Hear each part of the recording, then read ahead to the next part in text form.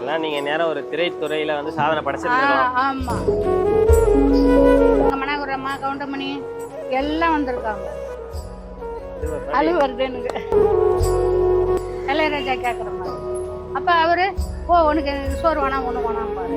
அப்போ கிளவி சாப்பாடு போட்டு வை, சாப்பாடு கடாச்சிட்டேன் போட்டு வை பசி ராசாவே உன்னை நம்பி. ஆக்டிங்கும் பண்றீங்க, ஆமா டான்ஸும் ஆடுறீங்க. ஆமா, டான்ஸ் போடுனா மட்டும் இல்ல, அவங்க சொல்ற மாதிரி டான்ஸ் போடுவேன். ஸ்வீட் பணியாரம், கார பணியாரம், இட்லி, தோசை எல்லாமே பண்ணுவேன். நிமிர்ந்து நடக்கும். ஒவ்வொருத்தருக்கிட்ட ஒரு கடமோ அது இதோ வாங்கிட்டு அவனுக்கு கொடுக்காத அவனுக்கு பயந்துக்கிட்டு.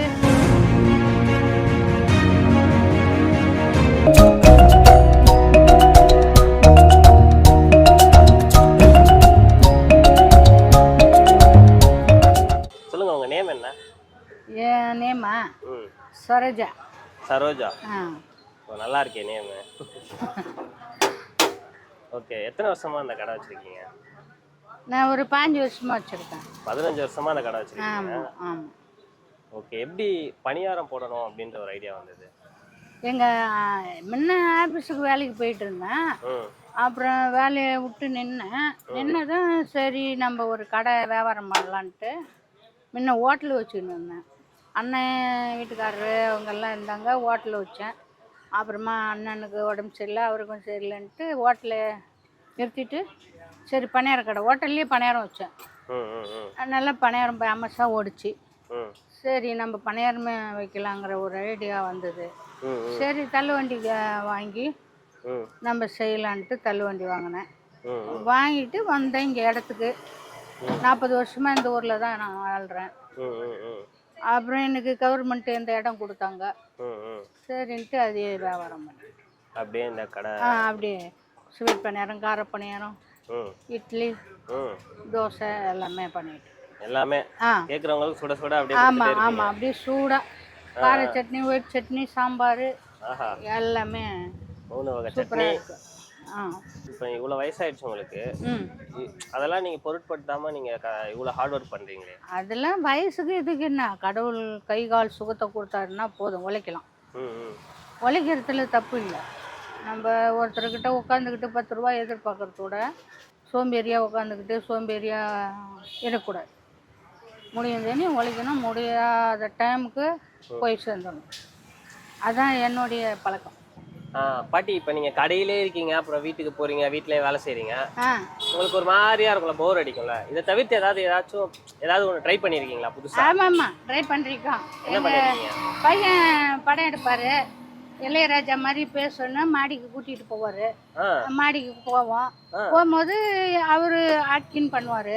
பண்ணிட்டு அவர் தானே கோச்சிக்குவார், கோச்சிக்கிட்டு மாடிக்கு போயிடுவார். அந்த சீனை எடுத்தார். அப்போ நான் போய் என்னப்பா எதுப்பா சாப்பிட்டியா அப்படின்னு நான் கேட்பேன், இளையராஜா கேட்குற மாதிரி. அப்போ அவர் உனக்கு எனக்கு சோறு வேணாம் ஒன்று வேணாம் பாரு. மறுபடியும் கொஞ்ச நேரம் கழிச்சு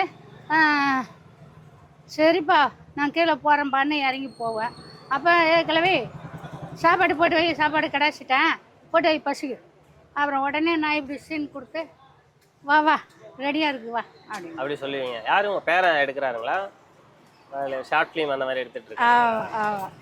அது மாதிரி நிறைய சீனுங்க எனக்கு எல்லாம் அதில் ஆக்டிங்லாம் நீங்கள் பண்ணுறீங்க? நல்லா பண்ணுவேன், நல்லா சொல்கிறீங்க. நைட்டு டான்ஸுக்கெல்லாம் ரெடி ஆயிடுச்சு. டான்ஸ் ரெடி ஆச்சு. நைட்டு டைம் ஆகி போச்சு, 10-11 ஆகி போச்சு. அப்புறமா நான் தான் வாங்க சார் சாப்பிட்றீங்களா, நான் தான் டைம் ஆயிடுச்சு, ஞாயிற்றுக்கிழமை நைட்டு வச்சுக்கலாம். காலைல 9 மணி நைட்டு 7 மணிக்கே வந்துருங்க, ஞாயிற்றுக்கிழமை வச்சுக்கலாம். ஆக்டிங்கும் பண்ணுறீங்க, டான்ஸும் ஆடுறீங்க. ஆமாம், டான்ஸ் போடுனா மட்டும் இல்ல, அவங்க சொல்கிற மாதிரி டான்ஸ் போடுவேன். பார்க்கணுமே அந்த டான்ஸ், ஒரு நாள் நாங்கள் வரோம். டிவியில் அது யூடியூப்ல இருக்குங்களா? இல்லை, நம்ம டிவிலே இருக்கு. நான் பண்ணுறேன் இது பணியாரம் செய்கிறத கூட பிடிச்சி வச்சுருக்காங்க. நான் எப்படி செய்கிறேன், வியாபாரம் எப்படி கொடுக்கேன், கஸ்டமருங்க ஃபுல்லாக நிற்கிறாங்க எல்லாமே. ஆமாம், எல்லாமே. சரி, நம்மளுக்கு எங்கே இருந்தாலும் உழைக்கிறோம். உழைப்பில் என்ன இருக்குது, வெக்கம் அது இதெல்லாம் எனக்கு கிடையாது. உழைப்பு தான் தப்பு. யாரும் எது என்ன இது ஒரு வார்த்தை பேச முடியாது, பேசினா உடனே அரைஞ்சிடுவேன். ஆமாம்,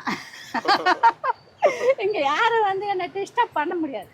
ஏன்னா ரொம்ப காலமாக இருக்கிறதுனால வருவாங்க சாப்பிடுவாங்க. எப்படி பார்த்தியா போயிட்டு எப்படி வாழ்த்திட்டு போகிறாங்க. இன்னும் எவ்வளோ இருக்குது நைட்டில், இன்னும் சாயந்தரத்தில் வருவாங்க சாப்பிடுவாங்க. ஏன்டி போடல, ஏன்டி வரல அப்படிம்பாங்க. ரயிலை விட்டு இறங்கி உங்களுக்காக நான் வந்து பாட்டு போகிறேன். என் பிள்ளைங்கள்லாம் பணியாரம் வாங்கிட்டு வான்றாங்க. ஆனால் நீங்கள் வந்து பார்த்தா கடை பூட்டிக்குது. என் பசங்க திட்டுறாங்க. நான் என்ன ஆண்டி பண்ணுவேன், என்ன பாட்டி பண்ணுவேன். சார் நான் வாரம் 3 நாள் போடுறேன். இப்போ அப்போ டெய்லியும் போடுற அன்றைக்கி வந்து பாருங்கள், வாங்கிட்டு போய் பசங்களுக்கு கொடுங்க. ஒய்எம்சில் வேலையில் இருந்தேன் 5 வருஷம்.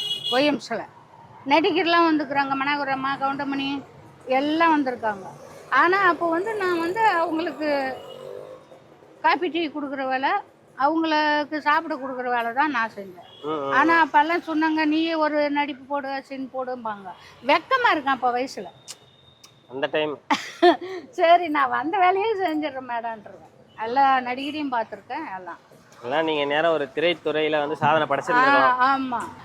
இப்போ இருக்க யங்ஸ்டர்ஸ்லாம் பார்த்தீங்கன்னா நிறைய பேர் இந்த பிஸ்னஸ்க்குலாம் வராங்கல்ல. இப்போ ஒரு ஹோட்டல் வைக்கிறதா இருக்கட்டும், இந்த மாதிரி தள்ளுவண்டி கடை, ஜூஸ் கடை, இந்த மாதிரிலாம் நிறைய பேர் வைக்கிறாங்க. ஆனால் சில பேர் இந்த வருஷம் வைக்கிறாங்க, அடுத்த வருஷம் பார்த்தீங்கன்னா காணாமல் போயிடுறாங்க. அது அவங்க நல்லா செய்ய மாட்டாங்க, நல்ல பழக்க வழக்கம் இருக்காது. கஸ்டமருங்க வருவாங்க, இல்லை வராத போவாங்க. அவங்களுக்குள்ள பிரச்சனைங்க இருக்கும். அதனால் அவங்க போடுவாங்க, போட்டு பார்த்துட்டு நம்ம சரிப்படாது அப்படின்னு சொல்லிட்டு நல்லது. அதான் விஷயம். Okay okay okay. என்ன மாதிரி விஷயத்தெல்லாம் நம்ம சரி பண்ணால் நம்ம கரெக்டாக ஒரு கடை மெயின்டைன் பண்ணலாம்? நம்ம கோபம்லாம் வரக்கூடாது, பொறுமையாக இருக்கணும். பொறுமையாக இருந்துக்கிட்டு எல்லாம் அனுசரித்து போய்கிட்டு எல்லாம் நல்லபடியாக பண்ணணும். உங்களை மாதிரி இருக்கணும், ஸ்மைலி ஃபேஸோட. கோபம் இருக்கக்கூடாது. சண்டைக்கே வராங்கன்னா கூட நம்ம அவங்கள நல்லபடியாக பேசி நல்லபடியாக நடந்துக்கிட்டாக்க நம்மளுக்கு எந்த பிரச்சனையும் வராது. எகுது அவங்கக்கிட்ட போராட நினச்சா தான் பிரச்சனையே ஆரம்பிக்கும். உங்கள் சொந்த ஊர் இதுதான், சென்னை தானா? இல்லை, நான் பிறந்தது சேலம், வாகப்பட்டது ஈரோடு. நான் 19 வயசுலேயே சைதாப்பேட்டை வந்துட்டேன். நானும் அவரும் வீட்டுக்காரரும் வந்து இதே ஊரில் கம்பெனி வேலைக்கு சேர்ந்து 15 வருஷம் ஆஃபீஸில் வேலை பார்த்தேன். அப்புறமா தான் இந்த 15 வருஷம் வேலை பார்த்தீங்க? ஆமாம் 15 வருஷம். இன்னும் என் ஐடி கார்டை கூட இருக்குது, வீட்டில் வச்சுருக்கேன். எனக்கு ஒரு பேரன் பிறந்தாரு, அவருக்காக நான் மரமாக ஒன்று எட்டிட்டார். அதான், இல்லைன்னா நான் செஞ்சுக்கிட்டே தான் இருப்பேன். ஆஃபீஸ் விட்டு வரும்போதெல்லாம் கத்திக்கிட்டு வந்தேன். என்ன பண்ணுறது? ஏன்னா எனக்கு அங்கே அவ்வளோ ஒரு சலுகை. புரியுது. கம்ப்யூட்டர் இன்ஜினியருங்கெல்லாம் நான் காப்பி வைக்கிற அன்றைக்கி தான் அவங்க காப்பி சாப்பிடுவாங்க. அந்த மாதிரிலாம் நான் செஞ்சுருக்குறேன். அவங்க நான் வராத வேற ஆள் போய் விடவும் எல்லாத்துக்குமே மூஞ்சி மாறி போச்சு. அந்த மாதிரி நம்ம உண்மையாக நடந்துக்கணும். எங்கள் எம்டிலாம் எங்கள் பொண்ணு கல்யாணத்துக்கு வந்தார் காரில். 15-16 பேர் மேடங்க எங்கள் பொண்ணு கல்யாணத்துக்குலாம் வந்தாங்க. ஆனால் எல்லாமே ஆல்வத்தில் வச்சுருக்கேன், நினைவு சின்னம். ரொம்ப சந்தோஷமாக நல்லபடியாக என்னென்னா இன்னும் கொஞ்சம் காலம் வேலையே செஞ்சுருக்கலாம். குழந்தைக்காக நான் நினைட்டேன், அவ்வளோதான், வேறு ஒன்றும் இல்லை. இருந்தாலும் பரவாயில்ல, இதையே வச்சு நான் மெயின்டைன் பண்ணிக்கிட்டு இருக்கிறேன். எனக்கு கஸ்டமர் பிள்ளைங்கள்லாம் வருவாங்க, சாப்பிடுவாங்க, நல்லா போயிட்டுருக்கு. டெய்லி நான் போடலன்னு தான் பார்த்துட்டு போய்டுவாங்கள வச்சு. நான் போட்டேன்னா போதும், நம்ம பிள்ளைங்க நம்மளை தேடி சாப்பிட்டு. காலைல வந்து போனி பண்ணுறது ஆஃபீஸ் தம்பி மாமலாம் சாப்பிட்றது. அது ஒரு பிளேட்டு சாப்பிட்டுவிட்டு அதுதான் ஃபஸ்ட்டு போனி ஆச்சு. சாப்பிட்டுவிட்டு 100 ரூபாயை கொடுத்துட்டு வச்சுக்க, நான் எப்போ வந்தாலும் வாங்கிக்குவேன் அப்படின்னு சொல்லிட்டு கொடுத்துட்டு போகுது. அதான் 100 ரூபா. எனக்கு ஒன்றுமே சொல்ல தெரியல, புரியல. ஏகன்னு எப்படின்னா அம்மா தானே, நான் எப்படின்னாலும் வாங்கிக்குவேன் அப்படிங்கிறதுலாம் எனக்கு ஒரு அலுவ சூழ்நிலையே வந்தது. இந்த காலத்தில் பெத்த புள்ளியே கூட பிறந்தவங்களே 1 ரூபா நம்பி கொடுக்காதவங்க காலையிலே வந்து 100 ரூபாய் கொடுத்துட்டு சாப்பிட்டுட்டு போகுதுன்னா அது எனக்கு அவ்வளோ ஒரு சந்தோஷமா இருந்தது. பாட்டு பாட முடியுமா? பாட்டா? எது பாடுறது சொல்லுங்க, என்ன பாட்டு உங்களுக்கு பிடிச்ச பாட்டு? நான் திடீர்னு எதனா ஒரு பாட்டு சொல்லுவேன். நான் பாடவா? முதல் மரியாதை பாடவா? பாடுங்க. முதல் மரியாதை எனக்கு ரொம்ப பிடிக்கும். அப்படிங்களா? ஆமாம், ராதா சிவாஜ்.